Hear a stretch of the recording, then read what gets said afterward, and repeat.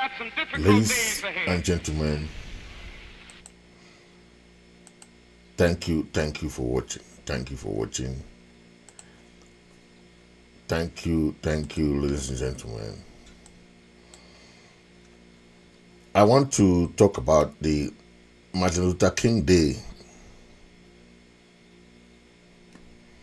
Martin Luther King Day, because it's a day that the Americans celebrate freedom. Americans celebrate joy. Americans celebrate everything.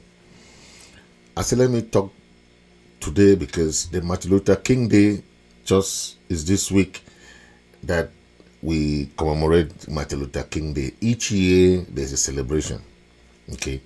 And Martin Luther King, as you all know, is the #1 freedom fighter who made America what it is today.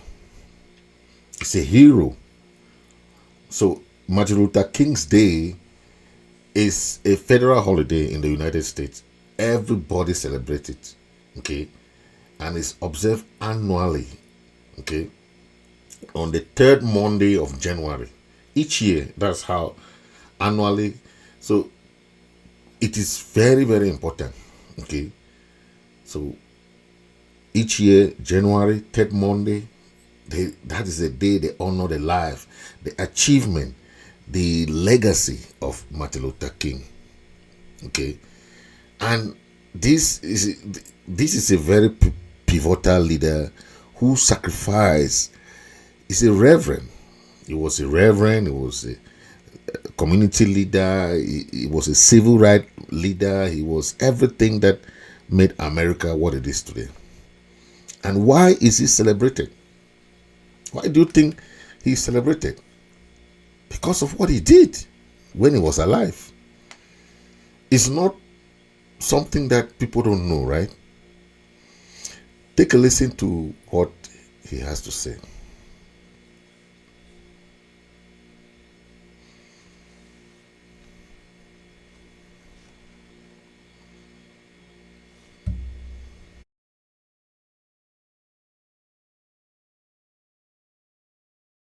I don't mind.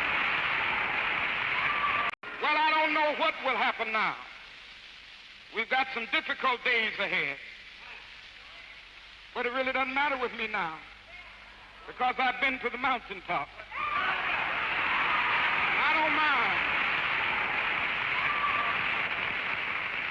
Like anybody, I would like to live a long life. Longevity has its place. But I'm not concerned about that now. I just want to do God's will. And he's allowed me to go up to the mountain. And I've looked over and I've seen the promised land. I may not get there with you, but I want you to know tonight that we as a people will get to the promised land.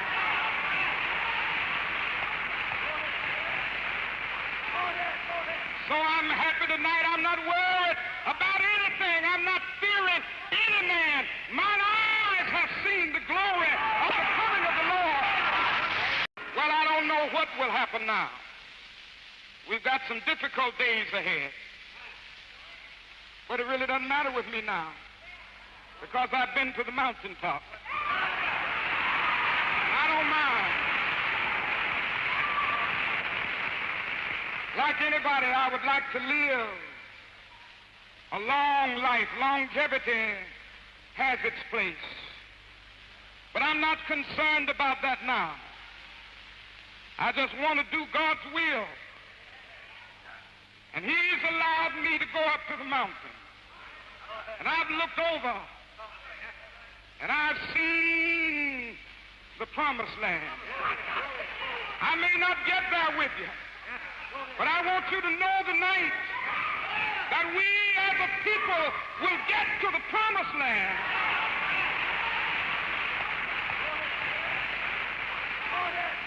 So I'm happy tonight. I'm not worried about anything. I'm not fearing any man. Mine eyes have seen the glory of the coming.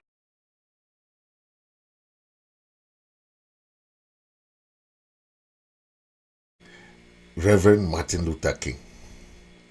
Someone who sacrificed his life.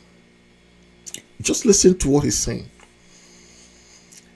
He is telling the people of America, this is in 1968, that this is something that is a promised land. We will get there together as a people. He's talking about we. That the difficulty that they are facing, that there is a promised land. That's Martin Luther King. He fought for the freedom of the people today in America, enjoying the freedom. But he's not here today, right? But he's celebrated. He has a day that they celebrate him. Back then, they call him all kinds of names, but today, he is celebrated. The same thing that people are calling you names today. Oh, you are this. Oh, you are this. But they know you are doing the right thing. Because tomorrow, their children will ask, what was daddy doing? What was this person doing? Fighting for the freedom. Today, even the children of Martin Luther King, the grandchildren of Martin Luther King are enjoying that largesse. Anywhere they go, Martin Luther King's son, Martin Luther King Jr., Martin Luther King daughter, that's how the generation have been enjoying what their dad did. It's a generational continuation.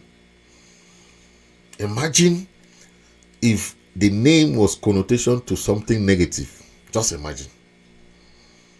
But when that name connotates to something that benefits the people, it continues. Imagine a day in America, the third Monday of January every year is the celebration of Martin Luther King.